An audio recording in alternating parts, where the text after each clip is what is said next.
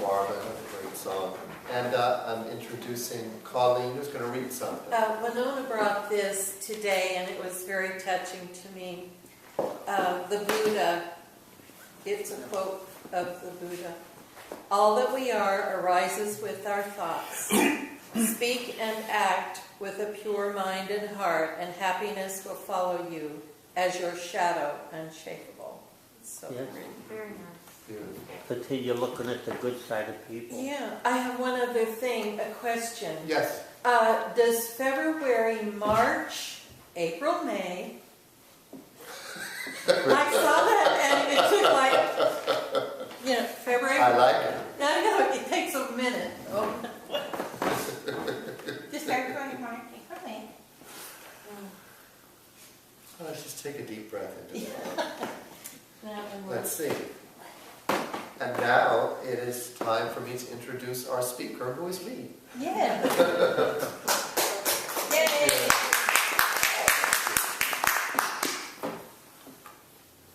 So there's a lot today. I have quotes. The Buddha quote was wonderful. That daily word, talking about that personal connection with Christ, which is what Rick brought up, that personal relationship.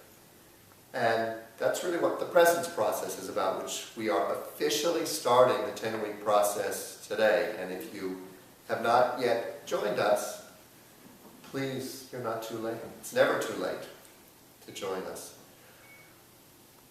So, I have a question as we get started, is what is your personal experience of God, the divine, spirit, source, whatever you want to call it? How do you experience that energy in a personal way? As it said, that voice that only you can hear. How does it speak to you? In my feeling, I can feel it sometimes when I really focus, and it's a feeling of love and protection and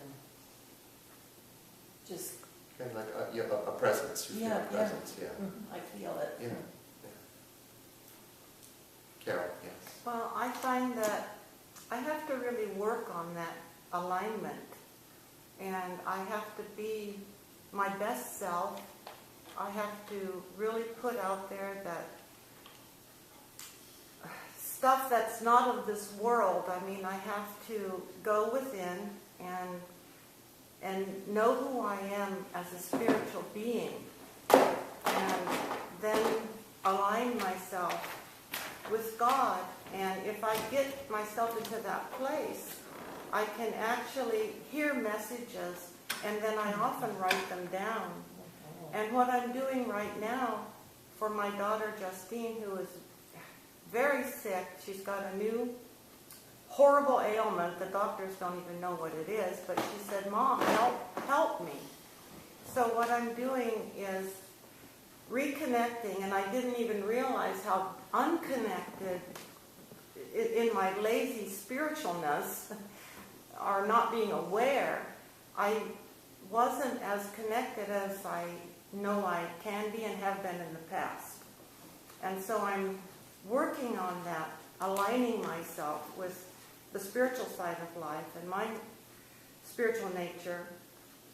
And I told her that I would do this for her, and Rick and I are praying together. And then I've been receiving messages, things to tell her that it's like it's not even from me. I'm just a channel. And it's extremely exciting, and I find my whole vibrational field change, and I can feel that I'm vibrating at a higher level. It's really uncanny, and it's awesome. It is awesome. And as you're sharing, I can feel the vibration up here, because as you share, I tune into what you're feeling. And absolutely, our relationship with Spirit is a relationship. And like any relationship, it takes time and effort. If you neglect that relationship, you lose the benefits. one thing I will say, because as you said, you got lazy and you just didn't do it, and you said you want to continue to work at that relationship.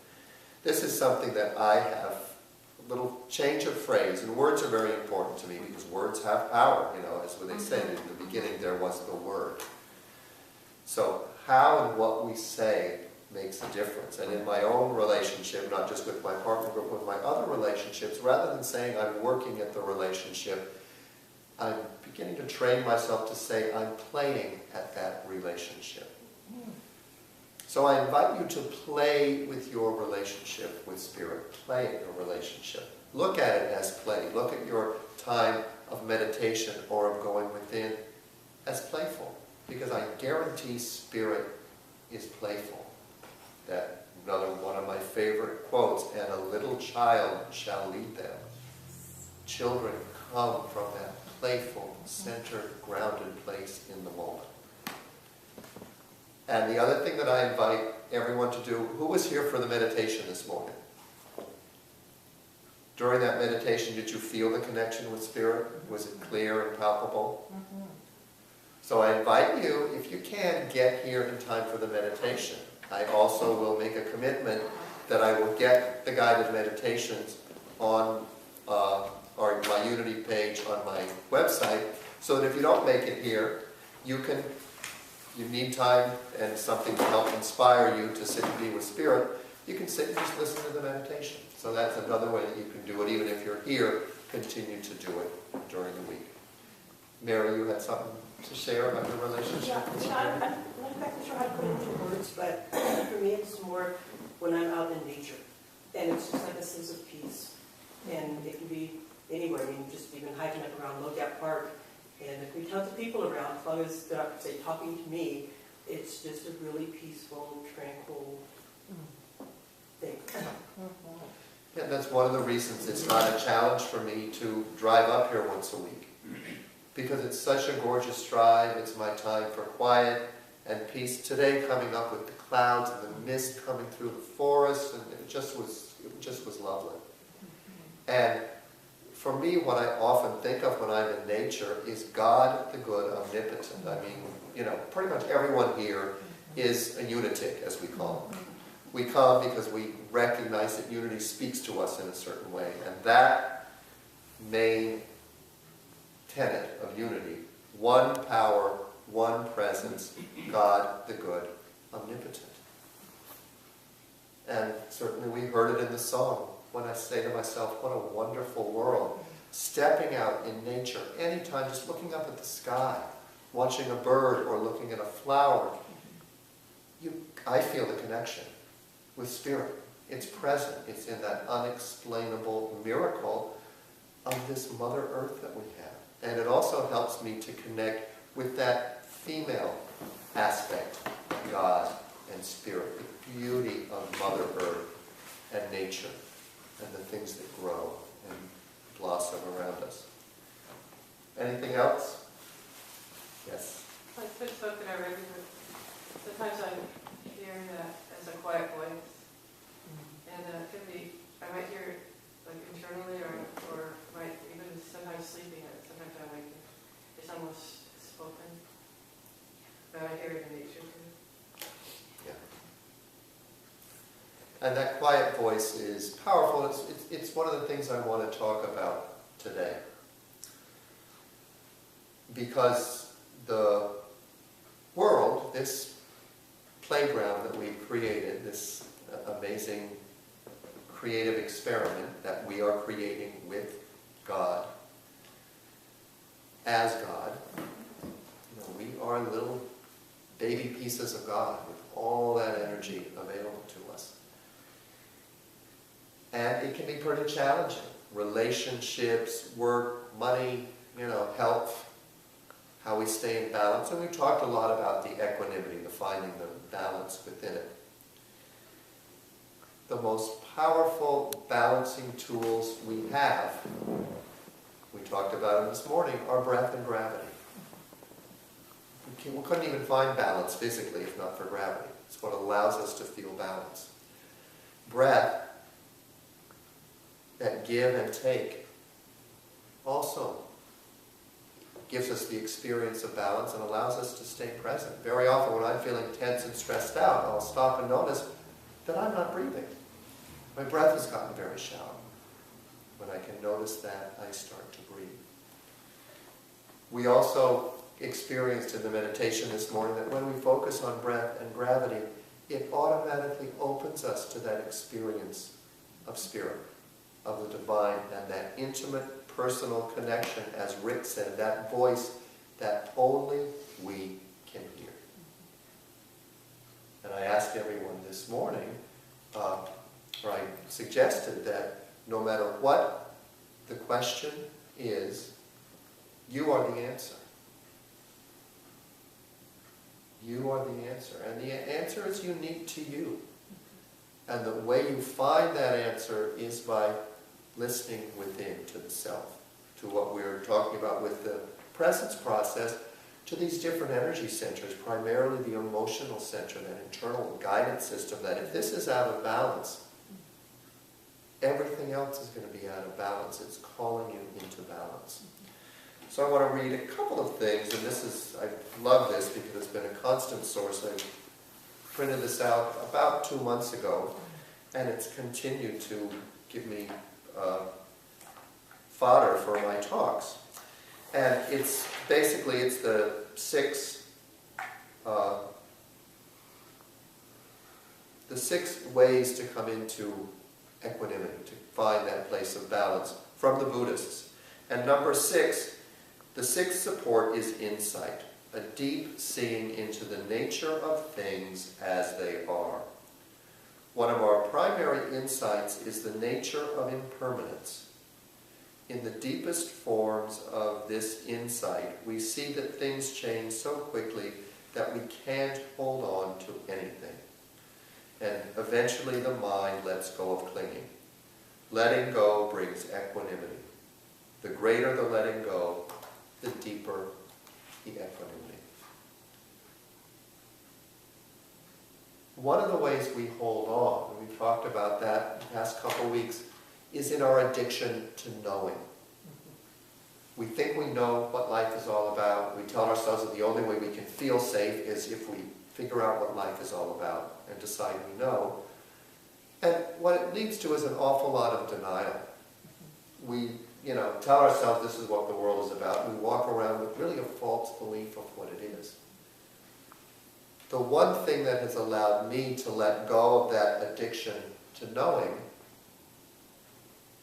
is that inner personal voice that speaks just to me and to you.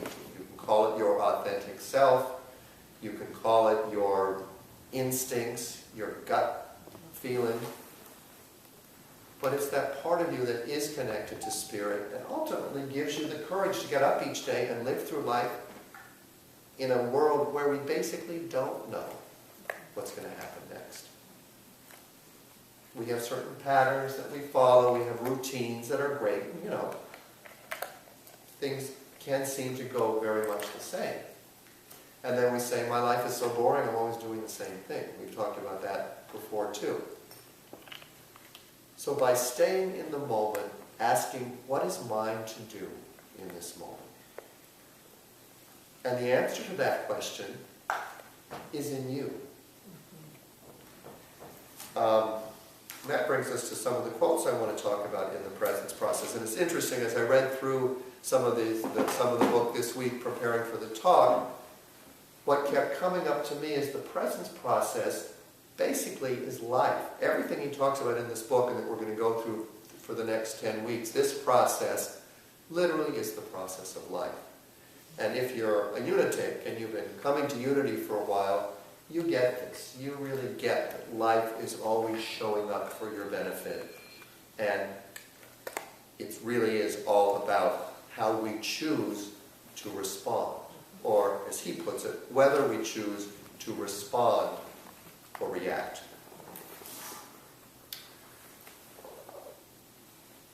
Which is going to bring me actually to the final support of these Buddhist supports, and actually it makes me realize that there are 7, not 6. The final support is freedom, which comes as we begin to let go of our reactive tendencies. That's what this presence process is about. It's about teaching us or learning or recognizing how to respond rather than react. It's really recognizing when am I responding and when am I reacting. Very powerful difference. And the difference basically is consciousness. It's awakening. It's becoming aware of all these different parts of ourselves and listening to God speak to us, not only through our thoughts, but through our emotions, through the other people who show up in our life to push our buttons.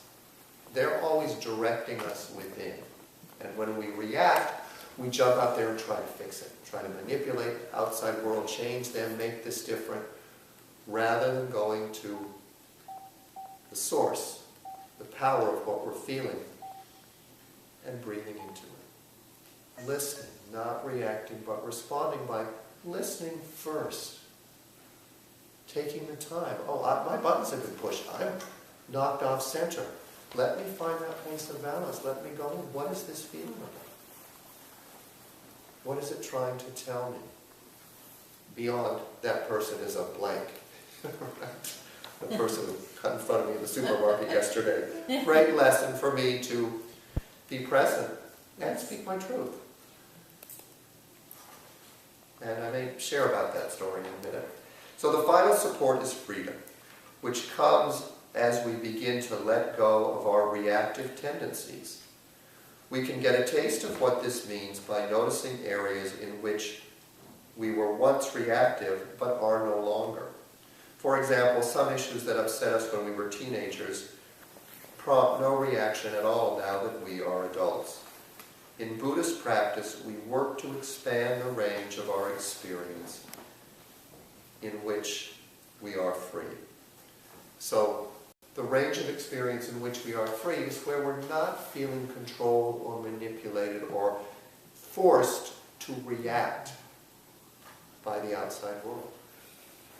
That whatever our action is, whatever we choose to do in the next moment, is truly a choice. You know, how many times have you said to yourself, that person made me do that? You know, or lack of a person, the devil made me do it. Yeah. To really get clear of why we're doing what we're doing. So, moving to Michael Brown's book, The Presence Process, and I marked the page with Pauline's beautiful note, thank you this morning, that resonated in my heart.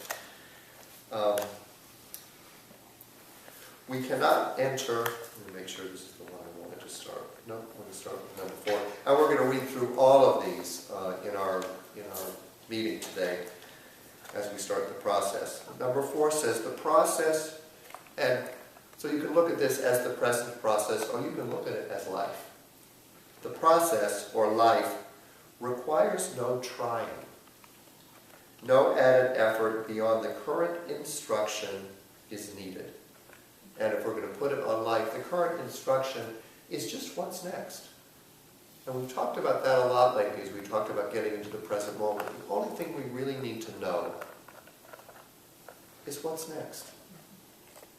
And the gift of this unity path, of being on a spiritual journey where you know there is inner guidance and there is one energy, God the Good, is when you're not sure of what to do next, it's the chance to not do anything. Brings you back to the saying I said last week. Don't just do something, sit there. Amen. Amen.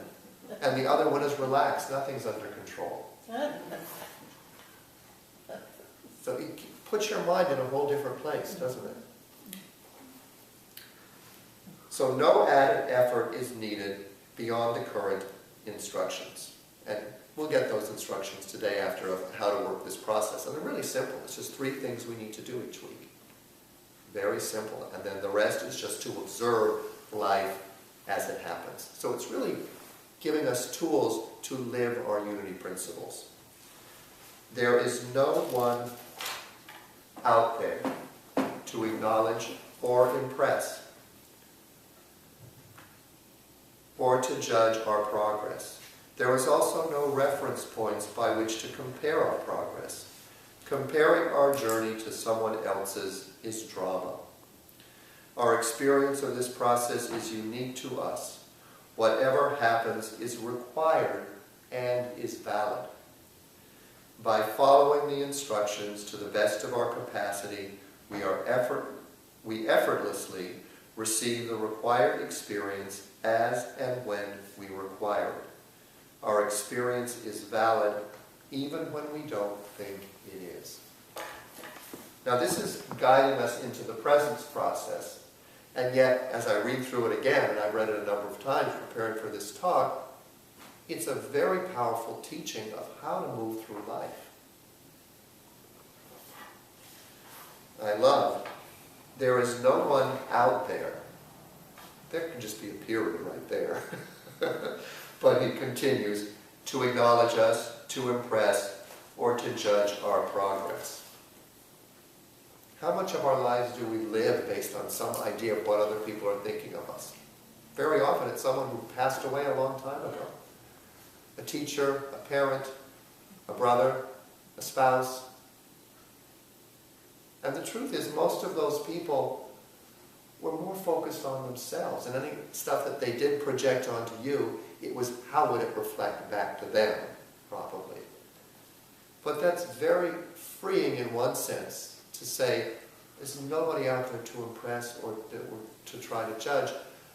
But it's also scary because it puts power and the responsibility, the ability to respond, right back on us. So we'll be reading through that again, because it's something that each time I read it, I get new stuff. So the next thing is, and think of this as life as well as the presence process. We cannot enter and fully benefit from this experience if we are doing it to please someone else. Look at your life. We cannot enter and fully benefit from this experience if we are doing it to please someone else. And I love the phrase, enter fully into this experience. Isn't that really what our journey is about? We want to fully be here and experience it. And when we realize that there is an energy beyond our physical being, we open to spirit, and that's what we talked about when we talked about what is our experience or relationship to spirit. It's something we feel, it's something we sense, it's an inner small voice that we hear. It's a relationship with nature, with this experience. So he continues, this point can't be overemphasized. When we enter this process to please or manipulate someone else, great little added phrase. How much of what we do or think or say, I'm aware that a lot of what I do has ideas, manipulate someone, even just what they're going to think about me, or what they may do in the future. How much of what we think or say is there to manipulate someone else? When we enter this process to please or manipulate someone else, we experience the journey as challenging. So he's clear, that's what causes a lot of our challenges. In the same light, we can't integrate an addiction because someone else has asked us to. We can't succeed in inner work to satisfy someone else's demand. Individuals who are unable to complete this journey often discover they have entered it with an agenda other than to sincerely make a change in the quality of their experience for themselves. And we can put that in life too. I mean, we talked about it last week during the talk when we did some question and answer, and Bruno talked about, not last week but 2 weeks ago, when Bruno talked about the ability to extend our lives. Right? What's going to keep us here in this process living is by listening to that inner voice, taking care of our body, eating right, exercising, being here, listening to that inner voice that says, what's good for me? Not, how do I take care of everyone else around me?